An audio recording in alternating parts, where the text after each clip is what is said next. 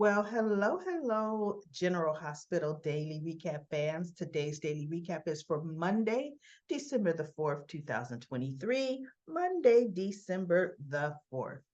Well, you know what? Not a lot happening in General Hospitalville. I guess I should say Port Charlesville. Um, but I'm going to go ahead and just dive in. We're going to pick up where Chase left off. He, of course, proposed to Brooklyn. I thought she was going to say no. She didn't say no. She tried to give Chase an out because she felt he was only doing this because her grandmother brought it up and was pressuring him and asking him all kinds of questions. And then her mother, Lois, was kind of on that bandwagon too. And she didn't want him to feel that he needed to do that just because, of what they did. So, of course, he convinced her that no, he's doing this because he wants to ask her to marry him. And he pulls out a ring that he bought weeks ago, which lets her know he was going to ask her to marry him. And he said, I was going to save the proposal for Christmas. But you know what? I decided to do it now. Right. So she goes, ask me again, because I said what I said because I thought you were being pressured. Now that I know, she goes, ask me again. So he gets back down on his one knee, and he asked her to marry him, and she says yes. This time, Brooklyn said yes. So Chase was very happy. They kissed and yada, yada, yada. So we'll see what Brooklyn's going to do to mess up this engagement. That's all I have to say, y'all. Now, Carly and Josh were talking. Jocelyn came over because Carly texted her or something.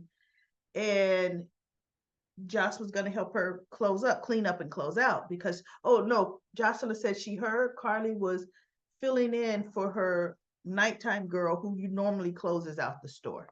And she goes, I just came to help mom. And she goes, well, good, let's get started. Right.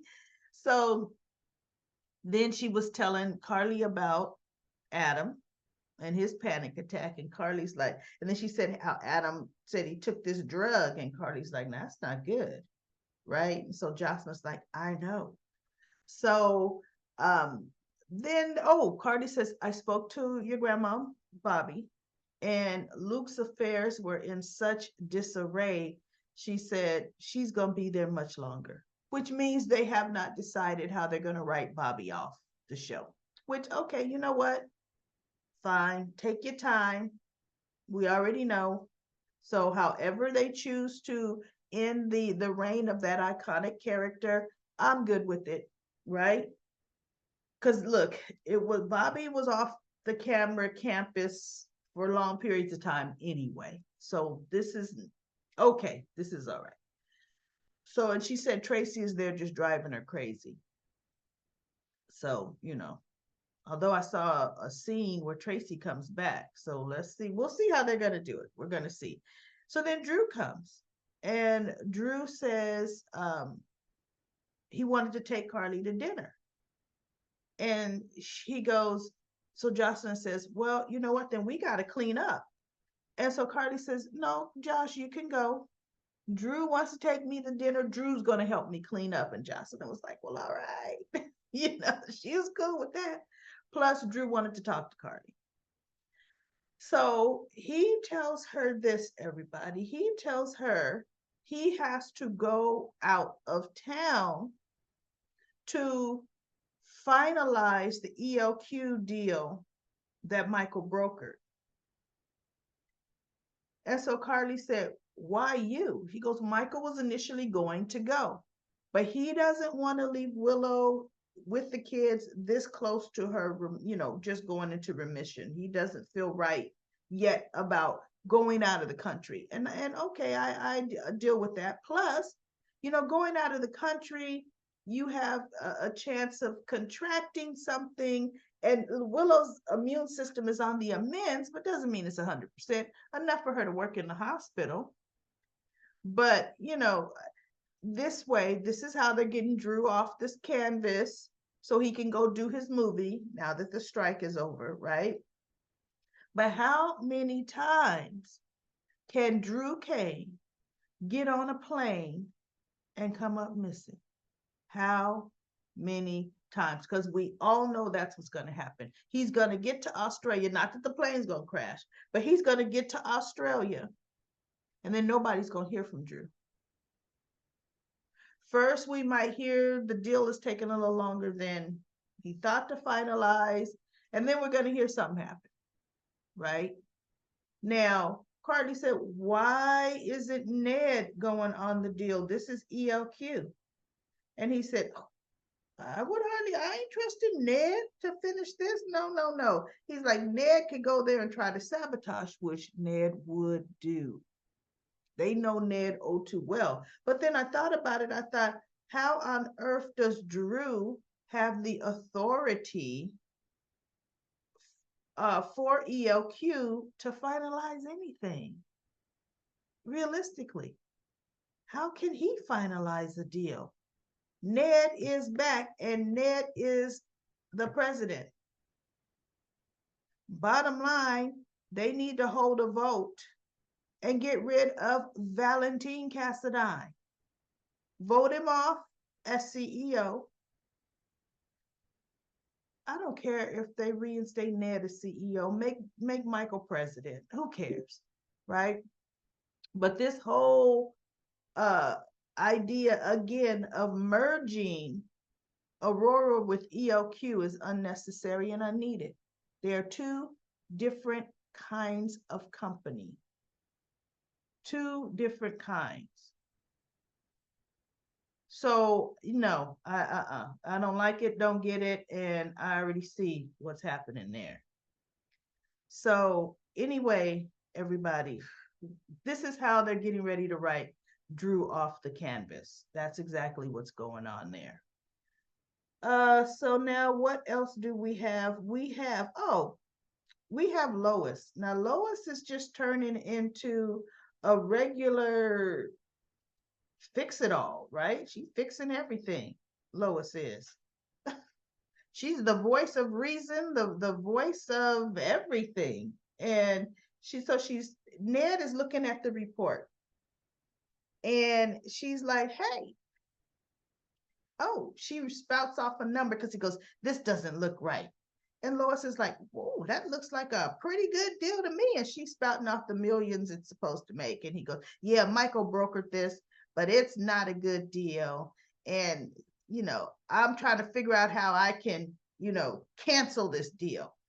And so she goes, really, why? He goes, because it's not a good deal. So he goes, these numbers don't even look good.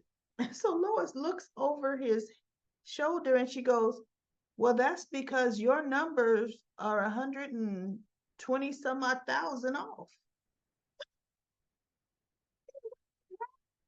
She's like, yeah, your numbers are off. And then he closes the lid because she goes, because see, that looks like a really good deal. So he says, well, Michael had no right to do it. And so Lois is kind of like this. So let me get this straight. Because he goes, I started working on this deal before I, hurt my head and had amnesia, and I wasn't even going in this direction. So Lois says, okay, so let's talk this out. Now, you hit your head, you had a deal in play, you were Eddie Main. If Michael would have came to you and said, you need to come back to the office to save this deal, what would you have said? He said, no. She goes, oh, okay. So you would have said no. Michael did step in, made an even better deal.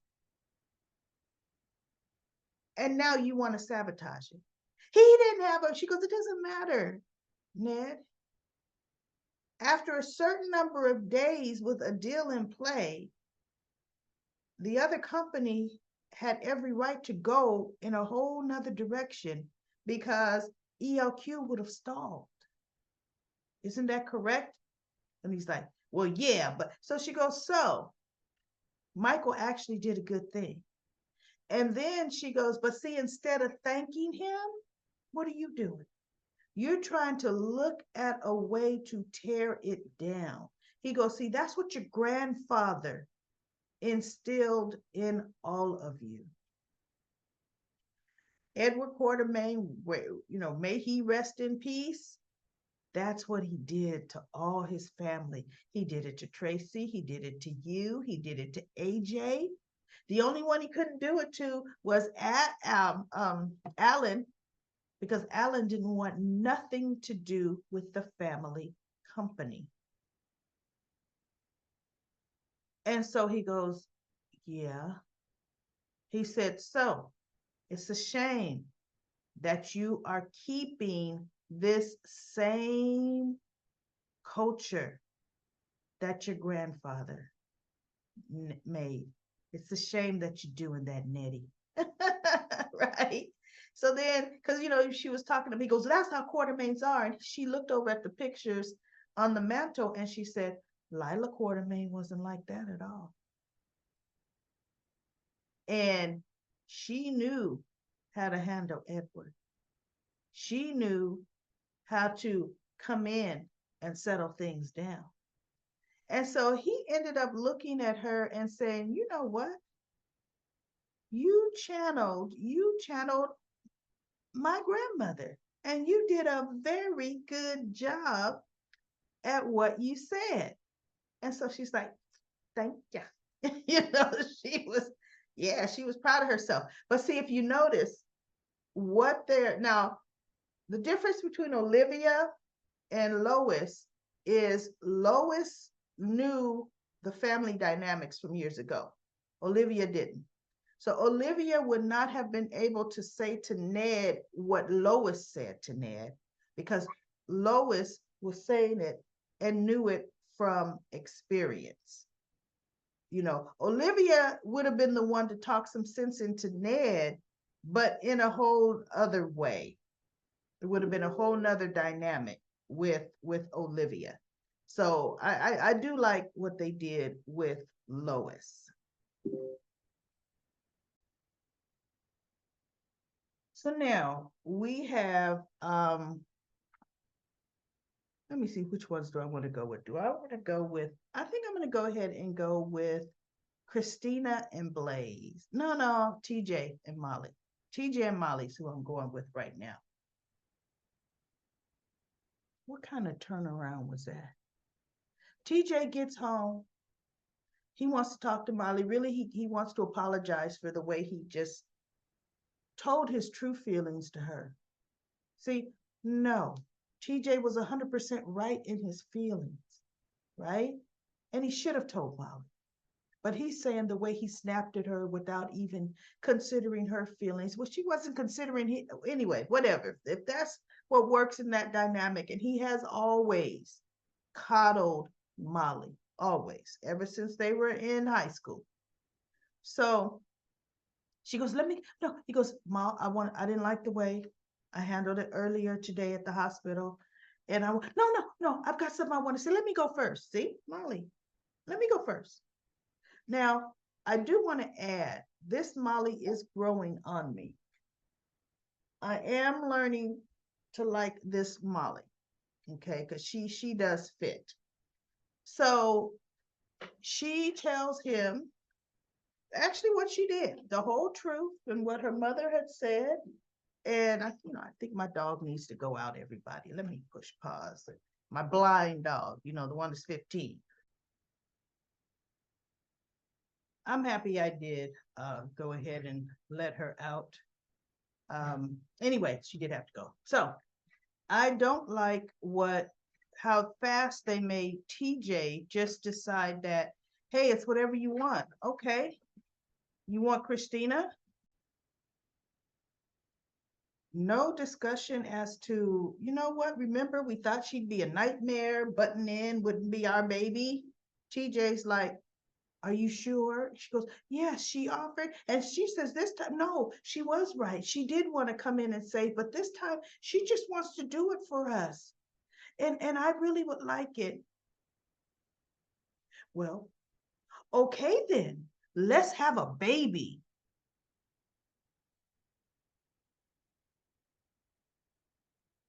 What a stupid 180 conversation. Unbelievable.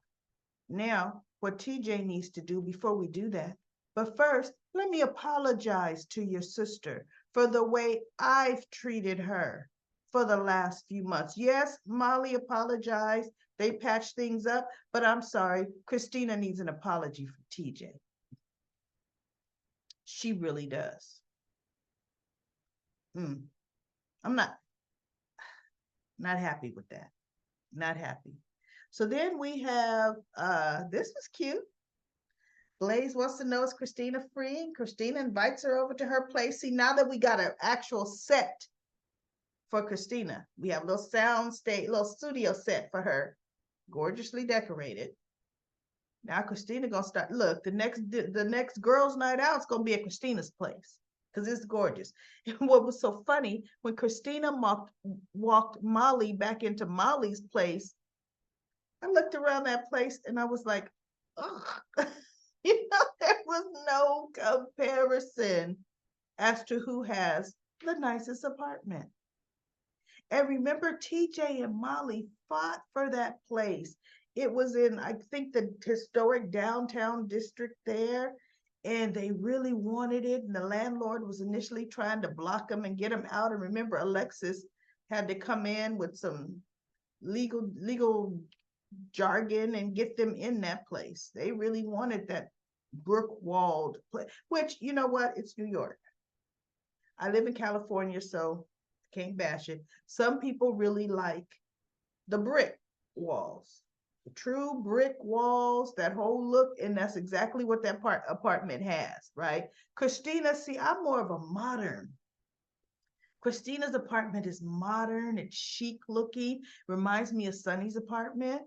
She kind of got her dad's taste a bit, or they use the same designer. Because I mean, I'm sorry, that's not Christina's taste. I can't see her designing that like that. They use, Dad, who did you use to design your place? Okay, give me your number. And that's what that's about. But anyway, Blaze comes over and she was celebrating. I think she finished her song or finished her album. I didn't really pay attention. I didn't care. And so Christina, they're celebrating. And Christina says to Blaze, and she goes, wait, Blaze is your stage name. What is your real name? And this is when I thought everybody, we were going to hear if you all were right. Her real name is Allison Rogers Ramirez. It is not Lila Ray Alcazar. So the whole Lorenzo Alcazar theory, nope, thank goodness we don't need that conflict. It is not Blaze. Plus, when you look at it, Lorenzo Alcazar, the skin tones aren't right. Lorenzo was fair, white skin. Sky, white skin. Blaze, brown skin. No. Now, maybe if Blaze's mother was Maya Quartermain, could be brown skin. But no, I'm happy that they're actually doing that right. So she tells, Christina said, well, how'd you get the name Blaze? And Blaze tells the story on how she got the name Blaze. And then she says, look, I just told you about me. Tell me about you. What were you like? Because Blaze got the name in high school, Blaze. What were you like in high school? And so Christina tells her about Kiefer, how she was in a relationship with an abusive boyfriend. And as she's saying it, Blaze is kind of looking like, oh, she's in the boys. Okay. But she's not showing it too much, but she's like, oh, okay. And then she goes her second relationship, and I forgot the one that she was in. And she said his name, and she said she even married him. Lasted a hot minute. What did she say about him? He and her parents couldn't stand him. He was, I think, domineering. He wasn't abusive like Kiefer, but it wasn't right for Christina. I think he was more mentally. I forget what she said about him, but because I didn't remember him, but I do remember there was a phase she married somebody pretty much to rebel against her parents. And then she says, so when I got into high school, my next relationship, I got into my next relationship with the professor. And so Blaze says, ooh, professor. She goes, how old was he? And she goes, she was 32. I think she said 32, 34, mid 30s, maybe she said. And Blaze looked, soon as she said she. And so she goes, why did it end? Or how did that one end? She said, she dumped me for her ex. She says, and I really have not been in a relationship since. Um, and so Blaze said something to her. Oh, she goes, but that was the first relationship that allowed me to be who I really am and allowed me to be my authentic self and be proud of it, meaning gay, right? And so Blaze says, oh, and or she may have said, and not have to hide or fight my feelings. And so Blaze says, I understand about being who you really are. And she leans in, and Christina's thinking, oh, I guess my mama was right. Because remember, Alexa says, she likes you, likes you. And Blake's like, Christina was like, wait, what? No, Mom, you don't know what you're talking about. Right? So Christina, of course, kisses her back. And I thought, here we go. Good. This is the beginning of their relationship. Good, good, good. So I'm happy about that. Now, the next notable thing that happened is Sonny and Nina are talking.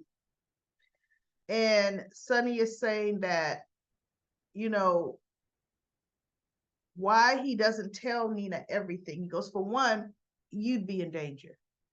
He said, for two, the feds, the police, agencies are always coming after me.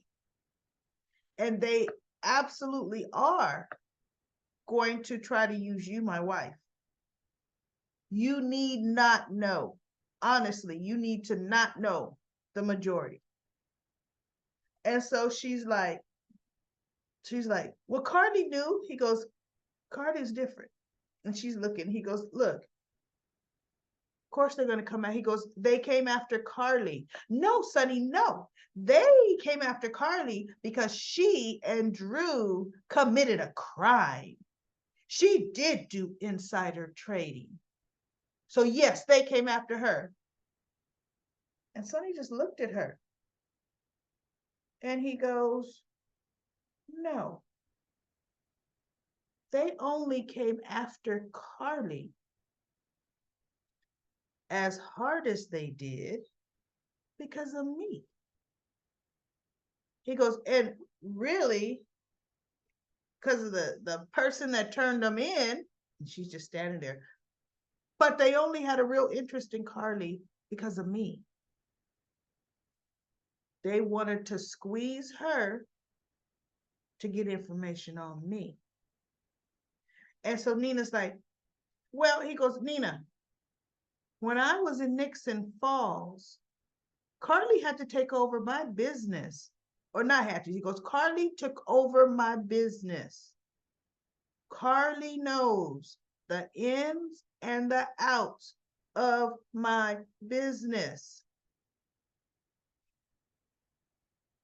And Nina just looked. She goes, oh, are you mean when I kept you away from everybody? When I kept you away from them in Nixon Falls? See, when he looked at her, he goes, where we fell in love in Nixon Falls. He's like, let's just leave it at that, right?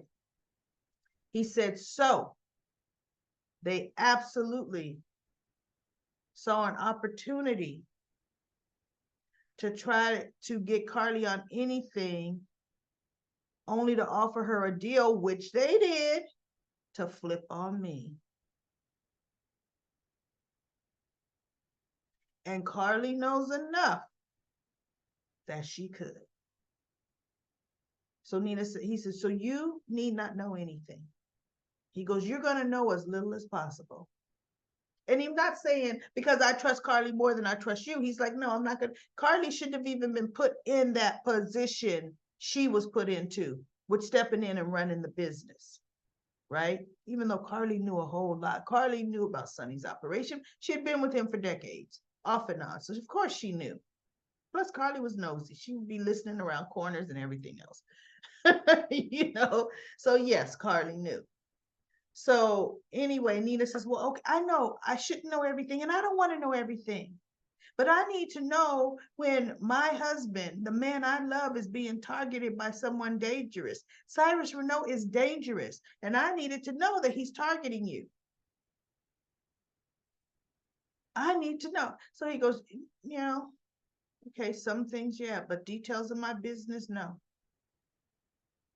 So Nina, I want to know. I need to know as soon as she finds out. Oh no, don't go out the door. Oh no, something could happen to you. Oh no, I'm scared. No, come on, Nina.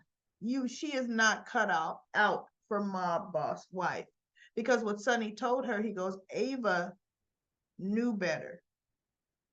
Ava should never have given you all of that kind of information. And in his mind, he's thinking, oh, and I'm gonna talk to her. He's thinking, oh, I'll wait till I get that blonde, right? He's gonna talk to her to find out why would you do that? Because really, that was so out the blue. Just now, I'm gonna bring Nina in on everything when for months she hasn't brought Nina in on nothing. So I think there's some ulterior motive there going on. But that's it, everybody. That's it for my daily recap of General Hospital. I am going to hit up comment corner. I am says Australian accent, a possible face reconstruction for Jerry Jacks as Pikeman, just like Jeremy, Ava's brother, where they changed the face, yeah, from who Jeremy, no, what was his name? Julian Jerome, not Jeremy, Ava's brother, Julian Jerome. Yeah, because that wasn't the original Julian. The original Julian Jerome would have been older, definitely older. They recast it with a younger person. But you know what? I hadn't thought about Jerry Jacks. Jerry Jacks always peeks his head into Port Charles every 10 years or so and wreaks havoc. Oh my goodness, he wreaks some havoc. So that would be interesting if he did have facial reconstruction, and that is Jerry Jacks. And then I am says Jerry hated Sonny and was the reason Michael was in a coma. He tried to kidnap Joss as a baby. He poisoned Port Charles, which caused Edward to give up his antidote and tried to blow up all of Port Charles multiple times. Didn't he romance Alexis too? I think so. Him and Alexis had something. Jerry Jacks had connections all over the world. Watch Michael's RCD deal with Pikeman. He will be kidnapped. Michael didn't have an RCD deal with, B with Pikeman. And he'll be kidnapped, and then he goes to Australia and is saved by Jax, Joss's dad. Well, the deal that Michael finished was a deal that Ned had already brokered. So I don't think that's going to be it. He just finished it. But I do believe Michael is flying out, was supposed to be the one to fly out of town. And I think with Drew going, Drew is going to be intercepted into something. I do believe it. And Carly's going to be so distraught. Carly's going to be worried, and they better not be Drew is dead again. How many times can poor Scout believe her father's dead? Don't do that, General Hospital. Don't. See, and here's the thing. The original writers love to redo the same things over and over again. I hope not. Let's not do that again. definitely. Lisa says, thank you for a great recap again. Love your show. Thank you, Lisa. Lisa also says, you're right. Ava has kept the secret close and not shared with Nina before. I think she's trying to start an issue with Sonny and Nina. That's why she gets the spotlight. That way she gets the spotlight off herself. But see, here's the deal. The spotlight on Ava is not from Sonny. It's from the cops. So, you know, I don't know why they had her do that. Lisa says his name they gave is Mr. Brennan for the pikeman boss. I think someone was shooting at Curtis, maybe on Selena's behalf. She really wants the Savoy. Nobody nobody has said anything about Sonny being shot at. Uh, yeah, I remember Anna said, now I think the shooter was after you. She did say that. Um, but you notice they haven't even showed the Savoy talk. Curtis does need to sell it. He does not have an interest in his nightclub anymore. Sell that thing. Who's running it? Uh, and paying the mortgage on that place, the lease. Sexy Brennan is a pikeman boss. Ava tells too much to Nina. Was she trying to stir up trouble with Sonny and Nina? Why didn't Ava show that to Sonny first? She should have shown it to Sonny. Nina thinks Sonny should tell her everything. Sonny remembered her acting that way when he messed up his fan. Wait, when that way when her mess is the fan. Oh, whatever. I don't understand that. He will be so mad. I can't wait until somebody finally uh, spills the beans.